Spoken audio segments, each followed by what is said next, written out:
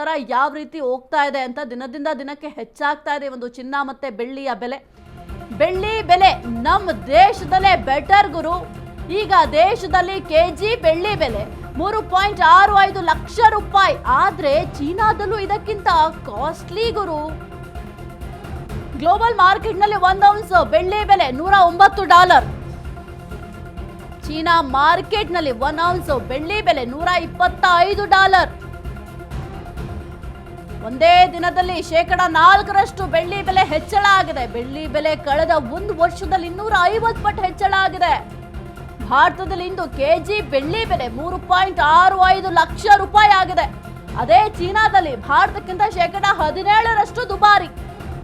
ಈಗ ಜನ ಯೋಚನೆ ಮಾಡಬೇಕು, ಈ ಒಂದು ಚಿನ್ನ ಬೆಳ್ಳಿಯನ್ನ ಖರೀದಿ ಮಾಡಬೇಕಾ ಬೇಡವಾ ಅಂತ. ಬೆಳ್ಳಿ ಬೆಲೆ ಬೇರೆ ದೇಶಕ್ಕೆ ಹೋಲಿಸ್ಕೊಂಡ್ರೆ ನಮ್ಮ ದೇಶದಲ್ಲಿ ಬೆಟರ್ ಆಗಿದೆ ಖರೀದಿ ಮಾಡಲಿಕ್ಕೆ. ಆದರೆ ನಮ್ಮ ಮಧ್ಯಮ ವರ್ಗದವರು ಖರೀದಿ ಮಾಡಬೇಕು ಅಂತಂದ್ರೆ ಬಹಳ ಕಷ್ಟ. ಯಾಕೆಂತಂದ್ರೆ ದೇಶದ ಆರ್ಥಿಕತೆಯ ಮೇಲೂ ಕೂಡ ಇದೆಲ್ಲವೂ ಕೂಡ ಡಿಪೆಂಡ್ ಆಗುತ್ತೆ.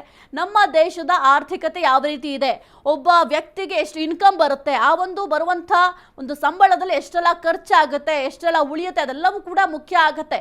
ದೇಶದ ಆರ್ಥಿಕತೆಯ ಮೇಲೆ ಈ ಒಂದು ಚಿನ್ನ ಬೆಳ್ಳಿಯನ್ನ ಖರೀದಿ ಮಾಡುವಂಥ ವ್ಯಕ್ತಿಗಳ ಬಳಿ ಎಷ್ಟು ಹಣ ಉಳಿಯುತ್ತೆ ಅನ್ನೋದ್ರ ಮೇಲೆ ಡಿಪೆಂಡ್ ಆಗುತ್ತೆ.